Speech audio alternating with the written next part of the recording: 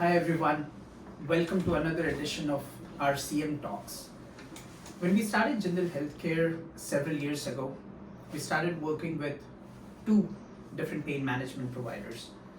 Cut to end of 2024, we've probably worked with close to 200 odd pain management providers. So I feel comfortable and confident talking about some of the common problems that we have seen across different pain management groups across different state lines. These are things which, when addressed, have helped us turn profitability around for those pain management practices. I'm sure this is something that others will find useful. I'm going to talk about 5 specific things today. Number 1, inefficient patient access, which is a combination of your eligibility verification and your prior authorization process. You're fitting a DME, but not enough diligent checks have happened to see if a similar DME was fit 5 years or within 5 years or not. So you end up not getting paid for it. Your scheduling team has scheduled a hip injection for 10 days later, but because the patient has Blue Cross out of state, it probably requires 3 weeks just to get authorized. If any of this sounds familiar, it is because inefficient patient access is probably the biggest glaring gap in effective RCM for pain management practices. So that's one.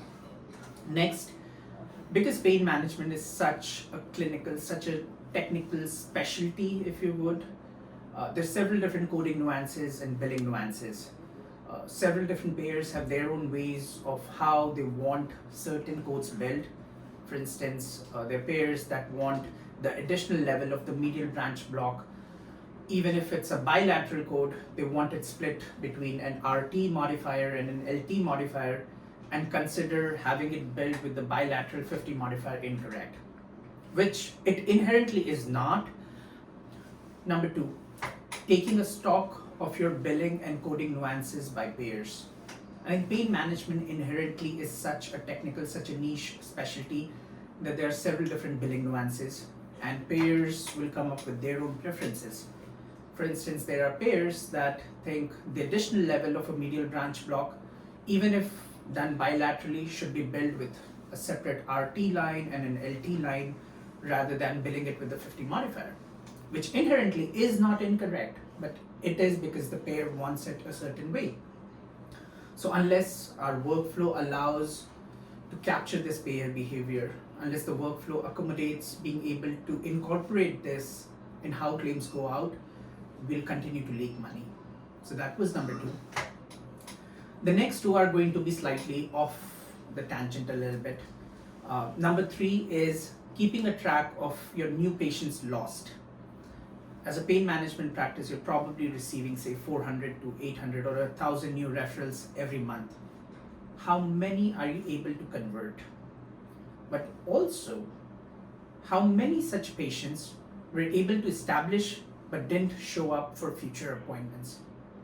I think as a profit-making business, these patients are our customers, and there's a lot of merit in reaching out to them to understand what didn't work for them. What is it that practices can do to retain these patients as their customers? Sometimes it comes down to how far the practice is or who their provider is. And remember, the provider here in this case is also the human in the loop, so it really matters. I think if practices can start tracking how many new patients they're able to establish and continue to see, this will help them move forward in retaining and increasing their patient demographic. So that was 3. Number 4 is taking a look at what else you can do clinically. You're a pain management practices, but are there additional clinical programs that you can do compliantly? I think there are. Remote physiological monitoring, RPM, is a big one. There are practices that are running fall risk assessment programs. There are practices that outsource urine drug screenings. So just understanding which payers you can do in-house versus which ones you have to outsource just being aware of what is it that you can do without breaking the bank, I think goes a long way. So that was 4. The last one, and this necessarily isn't just unique to pain management practices, it's just overarching, is taking a look at your RCM and continuing to take a look at your RCM with a very critical eye to see what is working versus what is not. There are practices that verify every single appointment, but do they continue to have verification and eligibility related issues and denials? They do. So the ability to work backwards from a denial to understand why did the denial happen and what is it going to take to not have this denial again, then goes a very, very long way. So making sure that we're KPI focused, we're driven by data in our decision making, and we're continually looking for ways to improve. I think these 5 things in conjunction have helped us produce better results for our partners. It's probably something that you all can make use of. Thank you everybody who's decided to listen in, and we'll catch you in the next one.